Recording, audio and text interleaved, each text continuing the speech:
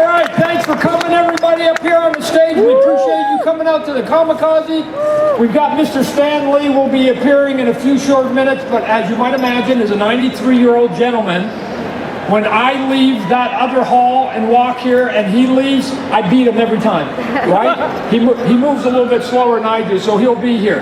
But here's what we do have in between waiting for Stan Lee. We do have my second favorite Lee of all time, Mr. Jim Lee, who did some Wildcats for Image. Big shot now over at DC Comic Books, doing some Batman, Superman stuff, and when he was much younger, he was rocking it on the Punisher and the X-Men. So let's hear it for Mr. Jim Lee.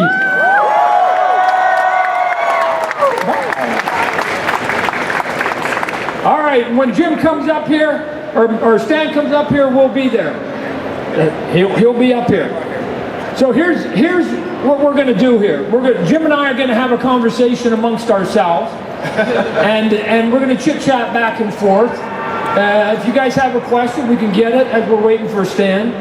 But the question is, at some point, Jim and I have been around now longer than we'd like to admit. But we were young little kids too, collecting comic books, right? And we got introduced to both superheroes and Archie comic books and the horror stuff. But somewhere along the line, we made our decisions on what we were going. So the question I give to Jim, because I don't even know what the answer is how did you sort of get introduced to both Marvel and DC Comics? I mean, I know my story. I don't know what your story is. It was actually. I moved to the United States when I was 5 years old, didn't speak any English, so I really read comic books as a way of learning English. You could read the stories without even reading the dialogue, right? If you had a really good artist, the storytelling could kind of navigate you through that story. And I started learning what the white dialogue balloons did, and then the yellow captions. And so it really kind of helped me learn English, and I was just always into cartoons and animation, but comics for me was it. And that was the only place you could find this kind of excitement and adventure. There were no movies, there's no internet, so comics were it, and I just always loved drawing. And then it was until, certainly for Stan, I went to they had these things called libraries back in the day, the places you go and you get like free books, and they had one, it was like, what was it, the origin of Marvel Comics, right? And are you familiar with that book? Yeah. No. Okay. You're at the right panel? All right. So Marvel Comics. It was like this. They're only 15 years old. Oh, you're right. All right. So anyway, it was a typewriter. It's a device back then where you hit keys and it threw letters on a piece of paper. And there was these hands typing, and it was this virile hands with like manly man hair on them. And out of the typewriter came all, the Hulk and the Thing and Iron Man and all these great Marvel characters. And that was my first introduction to Marvel characters, but more importantly, I was wondering, who are these hands? Who do these hands belong to? And it dawned upon me that there was actually a human being that actually created these stories and actually wrote them out. And that was my first introduction to Stan. So at that point, I knew who Stan was, and I would read the comics. I loved the art, but if Stan wrote it, it meant something extra special. I knew that it was coming from a very manly, virile kind of point of view, I guess. So let me ask, were you as confused as I was that when you're collecting all those comic books at the beginning, his name was on every single one of them? That's the thing. You're going, one dude's doing all these comic books, right? How'd you get any sleep? He was on every single comic book. So that was the trick, right? It's like, oh, Stan did this. Stan Lee presents. And so, as a very young kid, I was buying them all pretty regularly, and but that was it. And then also there were other books, like there were Batman and Superman, like hardcover collections that had stories from the Golden Age, the Silver Age, the Modern Age, and I would just basically, we're having a conversation out here, right? Is that what we're doing? No, eventually when they come. You keep going. Okay, and so, and that's how I got kind of turned on to the DC stuff. And so again, there was nothing similar to the stuff in movies or TV shows. So I basically drew my own stories and entertained myself by creating my own characters and telling stories with the characters I loved. And now the Punisher was your first regular series? No, Alpha Flight, yeah. Alpha Flight. Oh, hey, I'm Canadian. Superhero. I'm a Canadian. Right. I like Alpha Flight. Canadians, they love getting together and wielding power. And Puck power, right? We had the guy Puck. Remember Puck, the little guy. So here's the thing. I got on that book. John Byrne created. John Byrne was my favorite artist, next to Todd McFarlane at Marvel, and he had all those great characters, and I thought, oh my God, my first assignment's going to be Alpha Flight. It's not going to be one of those lame like New Universe books. But although I would have drawn New Universe books just to get my foot in the door. But then the first issue I got on, they changed the entire team. Like they're all new characters, and so I didn't get to draw Puck. I think Sasquatch was still in there, but they had a new character called Box, which was this kind of lame, kind of Transformer type character. But you know what? It was still better than New Universe. Got to draw them, and eventually I got to draw Puck and some other characters. But yeah, it was a really great, great book to start on. It wasn't. What was your first book? Was it something like? It was Coyote. Coyote from Marvel Epic. Yeah. Right? Right. So at least I didn't start on Coyote. So.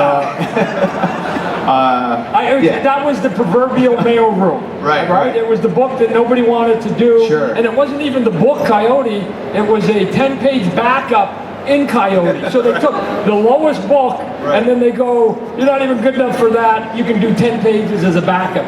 But when you're trying to break into comic books, what are you talking about? That's the heavens opening up, right? And you get in there. I would have moved to New York and worked as a janitor at Marvel or DC to get my foot in the door. Yeah. Luckily that didn't happen. Yeah, I've told the story many times. I sent off hundreds and hundreds of samples and got rejected hundreds and hundreds and hundreds of times before they finally said yeah, right? And I was just too stupid to let the first couple hundred no's actually be mean anything. And here's the thing in hindsight, because you did the same thing trying to break in. Sure. Those no's were the right no's, right? I mean, I was like, oh darn it, I'll show them. But in hindsight, I wasn't good enough yet at that point to break in. When they said no, they were right. So it was actually good that they said no for 2-3 more years, because it allowed me to keep going back and honing my abilities. Because none of us, 2 to 3 years you got no's? Oh yeah, all through college. No, I wasn't like the young guys, the young whippersnappers that gave like 4 samples and got a job. No, 6 months. But they were a tough 6 months. I had to move back in with my parents after college. 6 long months. It felt like 2 to 3 years. But let me ask you, when you were a kid, right? I mean, now all the kids have all the TV shows, but even more so, those big, massive movies now, right? Yes. And again, I would have loved every one of them, right? Ant-Man now, and the Avengers and all that. But we had like Bill Bixby and the Hulk, right? Did you watch? Yes. Who's old enough to have said they watched the Hulk and Bill Bixby? Look at that! Right. Yes, we like it. We like it. We were so desperate for superhero content. We would sit through an hour of, I don't know what was going on in the episode, just to see that 30 seconds of him turning into the Hulk. And it's the same video chat. Right. Over and over. So let's explain it. For some of you youngsters out there. There was nothing out there. It was a desert. For some of you youngsters, the way that the special effects used to work for that show was they had Bill Bixby, who was an actor, normal actor, 5'10", 170 pounds. And then when he turned into the Hulk, they'd go get Lou Ferrigno, who was like a wrestler. They painted him green, and he came on the screen, and that was it. It was just a wrestler painted green, and we went for it. We went for the ride. Loved it. Yeah. So nobody sat there and went, I don't understand why they don't do CG, because there was no CG, right? We are also old enough to remember, and some of you then who saw Bill Bixby, you remember the Spider-Man? And he would throw the net. Remember the net? It was like a fish net, and he went thwack, and he'd throw it, and the net would fall on somebody, and you go, not high tech, but we went for it. Was all they had. Dude, every time we go to a new city to visit like family friends, I would look through the TV guide. It's a booklet that you guys find shows. Anyway, and inside there would be like a show like the Avengers. Like, oh my God, the Avengers! And I would start watching and go like, and I would watch the whole thing just waiting for the superheroes to show up. And instead of some guy with a little derby hat, you don't even know what the show is. But it was like a show with these British actors. But I seriously thought that was like the Avengers TV show. And so, yeah, every city I would go to see if there was a comic book shop, it was just really desperate times. That's all I can say. You guys have so much at your disposal. You can't even watch it all at this point, really, right? So, no, can you? Let me ask you a quick question. What was your first encounter with Stan Lee physically? Physically. Do you remember? No, you know, I think I might have run into him at the Marvel offices. And how old are you? Well, it's probably like 21, 22. So I just started at Marvel. They flew me out. Did you have hair on your ass? Hair on my ass? I still don't have hair on my ass. Oh. I'm Asian. I have very little body hair. Right, look. Smooth. Baby skin. This is like 3 years worth of growth right here. Trying to grow this out. No, so yeah, I think it was at the Marvel offices, and you know, it's just like amazing. But you know, the thing I do remember is he wrote me a letter, and he wrote a letter to Tom DeFalco, and Tom DeFalco sent it to me, which was, hey, this new X-Men stuff, it looks interesting. Tell that Jim guy is cool or something. I put it on Instagram. When you were doing the book. When I was already working. Oh yeah. So I don't really remember what he said, because I'm sure it was one of those times when you meet someone like that, you blank. It's like it's just all white noise. It's just like, oh my God, I'm listening to Stan Lee talk, and like, oh, look at that mustache, and you just notice all these weird things about people. Like if they have hair on their arms and stuff, and so you're not really listening to them. But no, it was really cool. I mean, back then, they flew in creators. I met Steve Ditko in the hallways. I didn't meet Jack in the hallways, John Romita. But yeah, Stan was that first meeting. But since then, I've had dinner with him and hung out with him, and he's a funny guy. He's a funny guy. He's always like telling me, like, Jim, if you just knew how to draw women, I think you would do better, you know. And then another time we were sketching, hanging out at, it might have been one of these shows, and I was just drawing. He was watching me draw these sketches, and he'd go, Jim, like, with all this talent, you'd think you would be bigger in the industry, you know. It's just like, so he meant as a compliment, but at the same time you're going, oh, you know, like, so he's just really funny that way. He's got kind of your like nutty uncle that kind of gives you advice, but kind of puts you in your place at the same time too. Yeah, the first time I met him, to me he was old. Right now, again, at 93, when you're a kid and you meet somebody at 50, they're old, right? Right. We're now 50. And you met him as a kid? I met him as a kid. Oh, right. Okay. So next week. I actually made a video, so I don't know if anybody's got it queued up. If they've got it queued up, I actually have the origin story. I made a video of the origin story. Here it is right here. Here it is. This is true, ladies and gentlemen. This is true. Yes.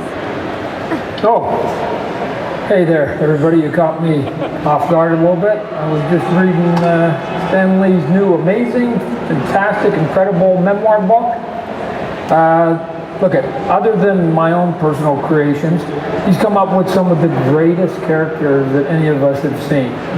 Spider-Man, Hulk, Thor, Fantastic Four, X-Men, even some really cool villains like Magneto and Doctor Doom, and to a lesser extent, the Absorbing Man.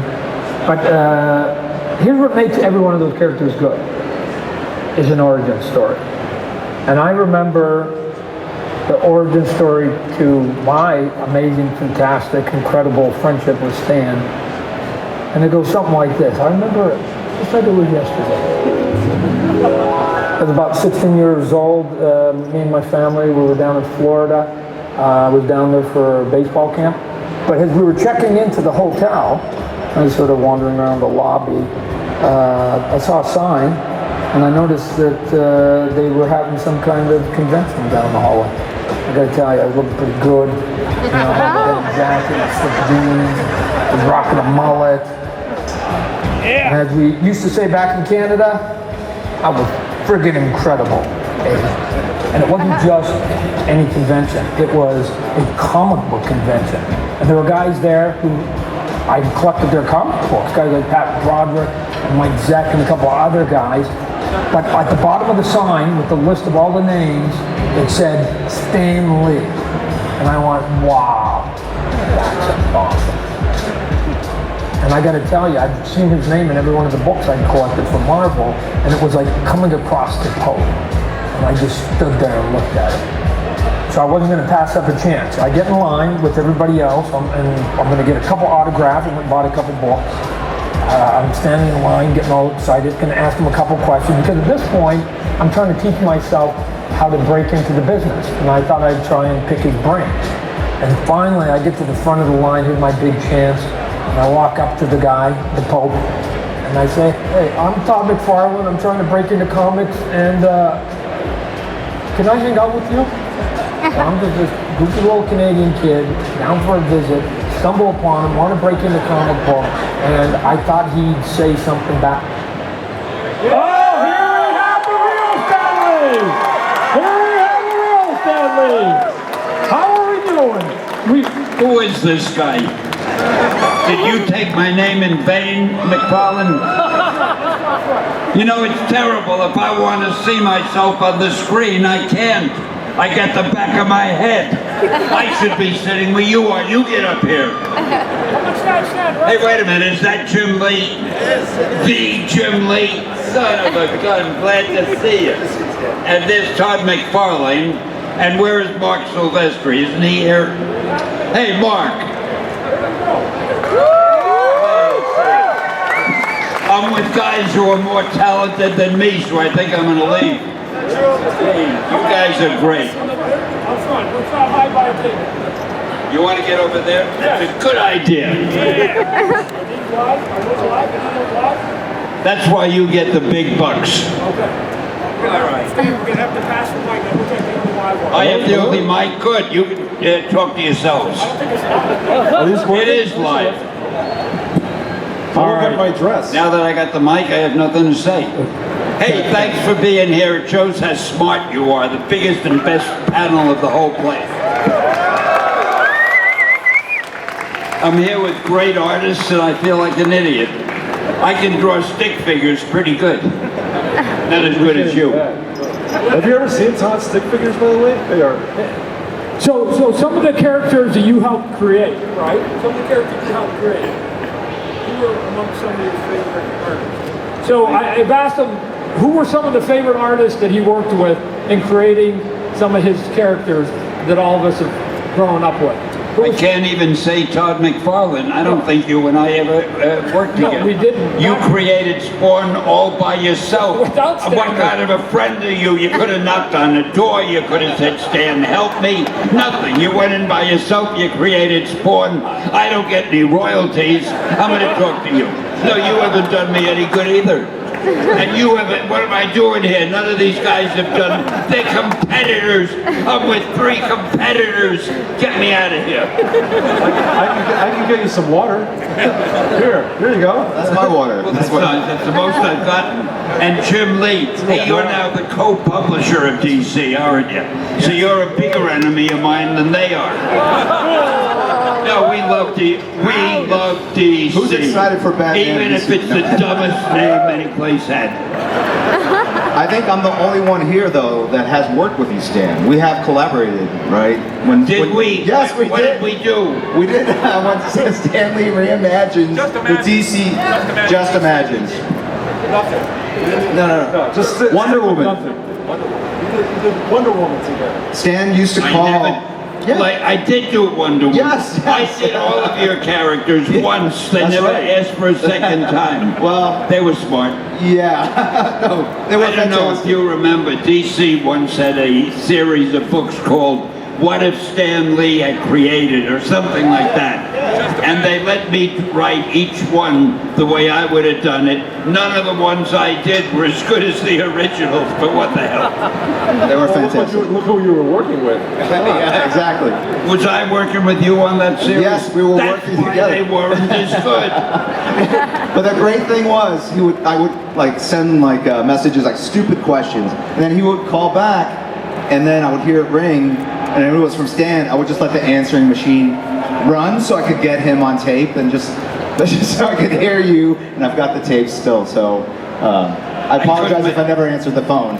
But I couldn't make out a word he said into the mic. I hope it was something clever and something very admirable about me. Not clever, but admirable. yes. All right, you guys take it over, and I have other things to think about. So Stan came, we were biding time as he got here. You saw the beginning of that intro. Let me finish the video, not show it to you, tell you. I am 16 years old. No. This is a true story. I'm in Florida. No, they're not going to play it. I'm going to talk it. We're going to talk it. I'm in Florida. We're coming back. It's true. I'm in a hotel. There's a comic book convention on the day we're about to leave. Stan's one of the guests. I go up to him. He's in the hallway signing to everybody, and I asked him, just like I did, can I hang out with you? And he let me literally sit next to him for like 7 hours. I was just a drooling fan. It was 5 minutes, but it seemed like 7. He is so dull. It seemed like 100. I'm sorry. Go ahead. Wow. I thought it was long for me. I thought it was gracious. But he just sat there and go, yeah. And so he signed all day, and I got to listen to him answering questions. And in between people, I'd ask him questions. And he just put up with me all day long. Wasn't I great? You were great. That's the point. At 16, look at some of you guys come. We sign your autographs. We get a minute with you. Can you imagine if you got to sit next to us for 8 hours? That would be awesome, right? I had that. I don't know if awesome is the term I would You know what these two guys just whispered to each other? Welcome to the Todd McFarlane panel. Yeah. That's what they just whispered to each other. Todd McFarlane, ladies and gentlemen. The legend of comics. Anyway, at 16, this man had a momentous impact on my life that I never forgot. And the biggest part I lent him a couple of bucks. Right. The biggest part was just how you interacted with your fans. That was really the biggest part I got out of that day, was how gracious you were with everybody. And as a 16-year-old, I said, if I ever get on that side of the table, I'm going to act like that man, because he was. Why don't you? I want to tell you, this guy wrote and drew the biggest selling Spider-Man issue that we ever had. Do you know that? So I gotta be nice. I hate him, but I gotta be nice to him. My Spider-Man outsold your Spider-Man. Now, speaking of nice people, have you ever seen this man's wife? She is the most beautiful girl. My luck, I'm sitting next to him instead. I can switch places with her, Stan. Or she's out there somewhere. Yeah, that's my claim to fame. That's why Stan even talks to me. It's because of my wife, Bridget. Yeah, so it's like, okay, I'm just happy to be here. Yeah, it's like, but that's how Stan treats the fans. She goes after your wives and your girlfriends. Not so dumb. That's how you do it. If you need to learn anything, that's how you do it.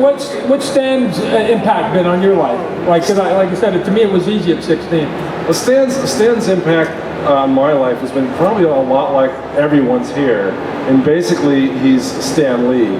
And we had It's an easy name to remember. It is, very. It's like, kind of like whenever I think of... That's how I remember your last name. Yeah, my name used to be Jim Lieber, and I shortened it to Jim Lee. But it's true though, because, and I remember that you guys have to realize, especially if you're younger, up until 10 years ago, 15 years ago, not that many people cared about comic books outside of comics. And Stan, for decades, was fighting the good fight in Hollywood when people didn't even know that there was something out there that was not Superman or Batman. You know, he was the one out there making people understand that comics matter. And he was the guy, not any of us, but he was the guy. And I think all of us owe a debt of gratitude for How Stan. about money instead of gratitude? Thank you. That was very sweet of you. But Jim is dying. He thinks that I'm never going to get a chance to say anything. That's real cash. Is it real money? I'll take it. Sorry, I've been to Jim's house. He can afford that. And to Mark's point, like if you guys look behind you, about the area that we're sitting in was about the size of most comic book conventions we went to. Like 20, it's true, right? They were small. They were like the Holiday Inns. And This is Stan Lee's Comikaze. Yeah. What do you expect? That's the difference. But to Mark's point, it was harder to get the word out. There was no internet, right? There wasn't any electronics and we could do it. There was small groups. We all felt a little bit isolated. I don't know about you guys, but I mean, when they started, I'm so old, there wasn't even comic shops. He's so old. Yeah. But when they started the first comic shop, Yeah, but you're Canadian. They had comic shops. Oh, maybe. Yeah, maybe You're not that old. You guys beat us. But I remember going to the first comic shop, going, "Wow, there are other people like me. I don't have to feel." Oh, Don't get crazy. All right? Don't get crazy. No, it was a secret society. It was a secret society. Jim. If you wore a Captain America t-shirt, you got beat up. So you kind of kept it secret. You'd have to go to the They'll bathroom hide stalls them. and tap They'll your hide foot them. like underneath to kind of signal to people you were into comics. I But don't know. like all this is a lot to do with you, Stan. You know, all the characters that you created Yes. decades ago, and look what you've spawned. yeah. Now listen, Jim, tell us about your hopes and dreams and aspirations. This man, he's got so much to say, and we're out shouting him. No, I'm telling you, I was just sharing some anecdotes about you, Stan. I just remember one time I was sketching, and you were watching me sketch, and you just said, like, wow, with so much ability, you'd think you would have gone a lot further in the industry. And so you kind When of... was this? Like a couple years ago? It was like yesterday. It was yesterday. Listen, you're probably wondering why I'm being so nice to this guy who doesn't deserve it. But he's a big executive at DC, and if ever Marvel gets mad at me, I want to stay friendly with him. There's always room for you, job. Stan. There's always room for you. In the mailroom, right? It's like I didn't say you gotta where. work your way up. I just thought of a terrible thing. I was in the other room, a mile away, signing autographs. There's a whole line of people. A guy grabs me and says, "Wait a minute, he'll be back in a minute." And he drives me over here. I said, "Where are we going?" He says, "There's a panel, you've got to be on it." And I suddenly realized those people are still waiting online. Am I allowed to keep sitting? Somebody rescue me. Oh well, all right, here we go. You say something. You say it. How do you follow Stan? You know, I wouldn't even follow Stan to the bathroom. What is the name of this panel? It's Stan and Todd panel. Really? Yeah. Well, what are you two guys doing here? Get the hell out of just here. holding the Go microphone. get your own panel. It's the Legends of Comics panel. I don't know how that pertains to us, but it pertains to Stan. It's the legend of comics legend, panel. Singular with 3 other dudes. So We're just here to appreciate everybody being here. To be honest with you, it's like look at this. Look at these people out here. This is awesome. right. You all right? They're all looking at their watches and saying, "When does the next panel start?" Right. How many people here are here because they grew up on comic books? And how many people are here? And this, by the way, this is a good thing. How many people are here because movies and TVs and comic books own those spaces right now? All right? Okay, because I'm from the school of it's good. I'm happy. You know, all of us have been around long enough to see the dark days of comics. I haven't been around long enough yet. Remember the 10 Commandments when Moses came Oh, I out with your know buddy? them implicitly. Yeah, when your buddy came out with those, and then the 11th commandment was, you know, thou shalt buy comic books. That just broke off. Remember that back in those days? I mean, when the stone tablets and comics back in your day, but everybody here, it's like, however you got into the superhero love, whether it's other media, comic books, God bless you. God bless all of you. You know, it's like, and God bless Stan because he's the father of all that stuff. I agree. There you go. Actually, the grandfather, the great-grandfather. Great. So let's go back in the time machine, back to the early 60s. So just to set it up, and then we're going to lob it over to Stan. There was a time when comic books were looked at disdain in this country. Again, I don't know how much of you've done your history or how old you are, but they were having Senate hearings in the government buildings about comic books being evil for children, right? Dr. Wortham had convinced people that children reading comic books was going to ruin our society and our youth. So they banned comic books. All those books fell apart. It was the advent of the Comics Code because they needed to put something that would give some sense of approval to the moms, but it forced the companies to look at comic books differently. That's now 1960. Enter Timely Comics that becomes Marvel Comics and enter Stan Lee. So from that moment, what was your thinking that you had to sort of change? I saved the industry, that's all. Right,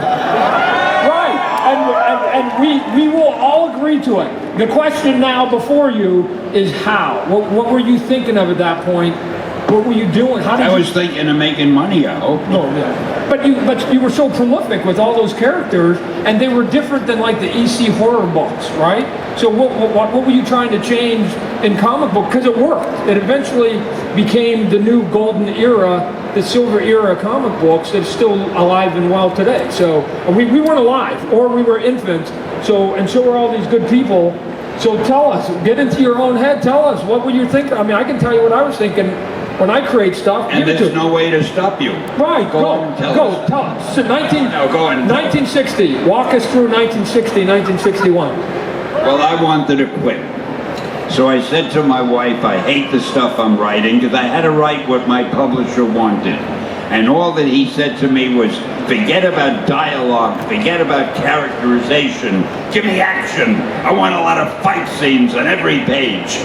I wanted to make a living, so I did it the way he wanted to. But after a while, I got really fed up. Said to my wife, I'm going to quit. And she, with the inborn wisdom that all wives have, she said, why don't you do one book the way you'd want to do it? You want to quit anyway, so if he fires you, who cares? So I did the Fantastic Four, and I tried to make it, thank you, on behalf of the Thing and the others. I wanted to make them real characters who talk. Each one had their own speech pattern and their own personality and so forth, and I tried to put a little more story into it. And the book sold. So my publisher said, hey, try doing some more like that. And the rest is history. We did Spider-Man and the X-Men and so forth.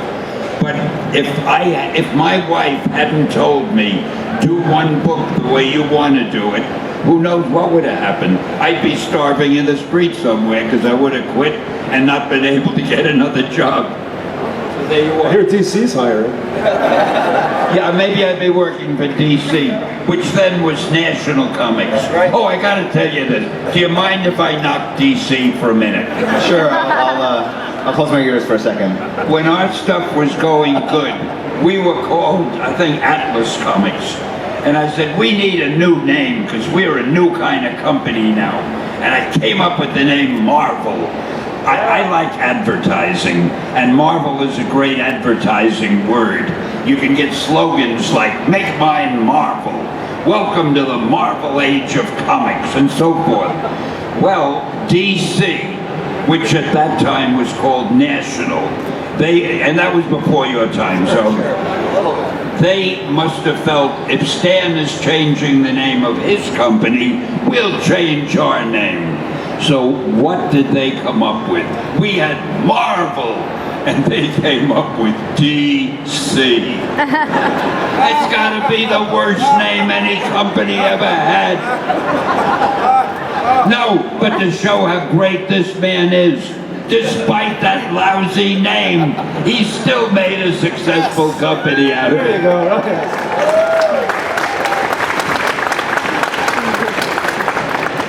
I hope you're all taking notes. Can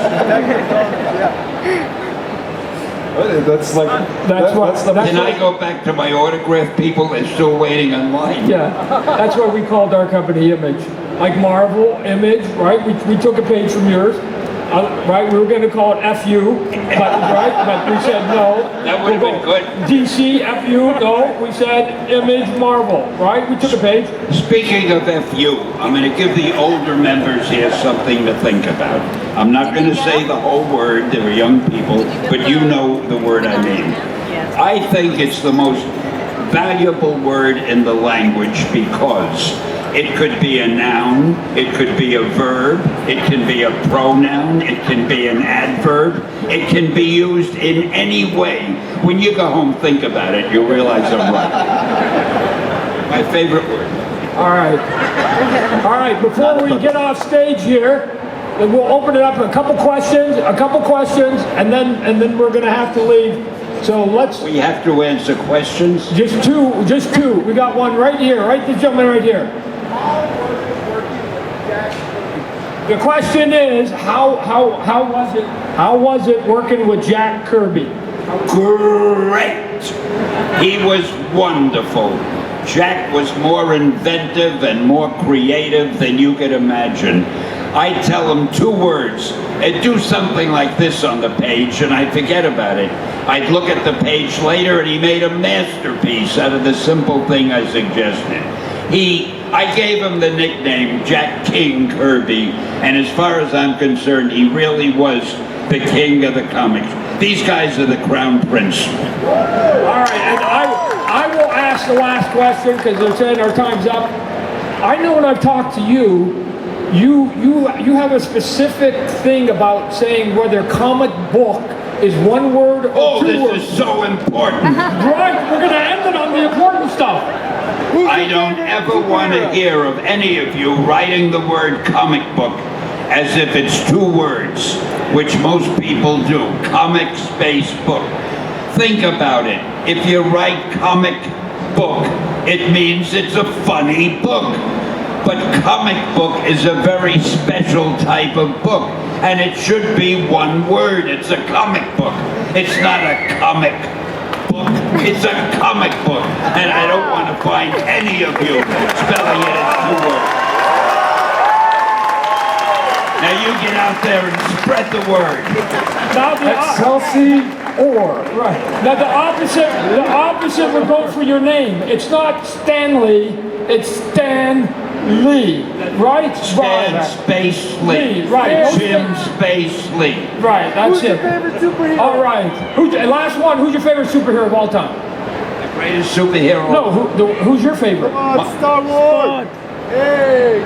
You know, I could make a lifelong friend. Why not? Spawn.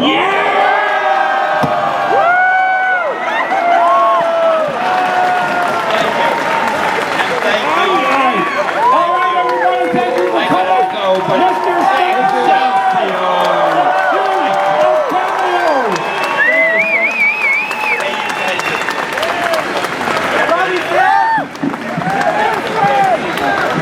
Love you, Sam!